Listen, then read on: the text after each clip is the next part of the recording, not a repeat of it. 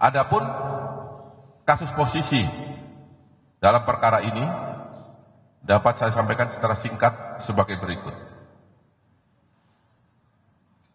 Tersangka MK, saya singkat ya biar cepat ya, dan tersangka EC atas persetujuan tersangka RS melakukan pembelian RON 90 atau lebih rendah dengan harga RON 92, sehingga menyebabkan pembayaran impor produk kilang dengan harga tinggi dan tidak sesuai dengan kualitas barang.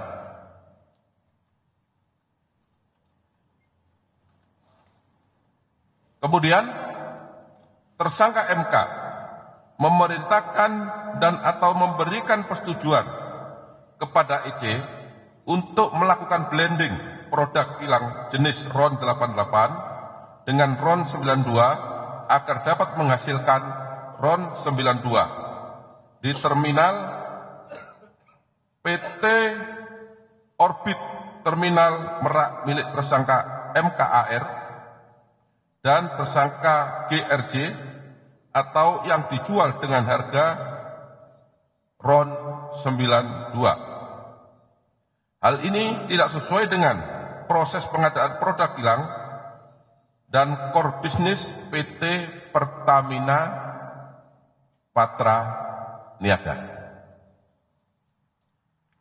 Tersangka MK dan EC melakukan pembayaran impor produk kilang yang seharusnya dapat menggunakan metode term atau pemilihan langsung dalam waktu jangka panjang sehingga diperoleh harga yang wajar, tetapi dalam pelaksanaannya menggunakan metode spot atau penunjukan langsung harga yang berlaku saat itu, sehingga PT Pertamina Patra Niaga membayar impor produk kilang dengan harga yang tinggi kepada mitra usaha atau DEMUT. Selanjutnya, tersangka MK dan tersangka EC mengetahui dan menyetujui adanya markup kontrak shipping atau pengiriman yang dilakukan oleh tersangka YF selaku Direktur Utama PT Pertamina International Shipping, sehingga PT Pertamina Patra Niaga mengeluarkan fee sebesar 13% sampai dengan 15% secara melawan hukum, dan fee tersebut diberikan kepada tersangka MKAR selaku beneficial owner PT Navigator Katulistiwa dan tersangka DW selaku komisaris PT Navigator Katulistiwa. Akibat perbuatan tersangka MK dan tersangka EC bersama-sama dengan tersangka RS, tersangka SDS, tersangka YF, tersangka AP, tersangka MKAR, tersangka Dewi, tersangka GRJ mengakibatkan kerugian keuangan negara sebesar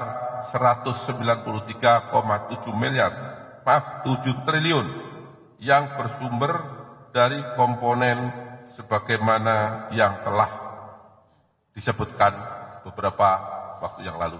Itu ada 5 komponen ya, saya rasa teman-teman masih ingat itu. Perbuatan para tersangka bertentangan dengan Peraturan Menteri BUMN nomor per garis datar 15 garis miring MBU garis miring 2012 tentang perubahan atas Peraturan Menteri BUMN nomor per garis datar 05 garis miring MBU garis miring 2008 tentang pedoman umum pelaksanaan pengadaan barang dan jasa badan usaha milik negara. Kemudian bertentangan dengan TKO nomor B03 garis datar 006 garis miring PNC 400000 garis miring 2022 garis datar S9 tanggal 5 Agustus 2022 perihal perencanaan material belen dan penjadwalan impor produk bahan bakar minyak. Perbuatan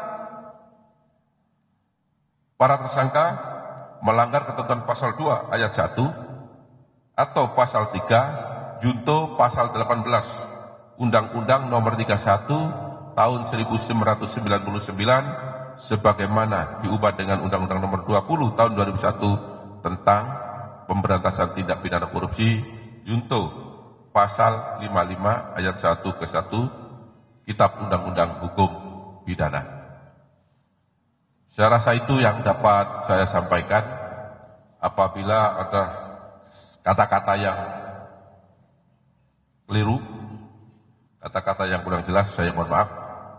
Wabillahi taufiq wal hidayah. Wassalamualaikum warahmatullahi wabarakatuh. Waalaikumsalam warahmatullahi wabarakatuh.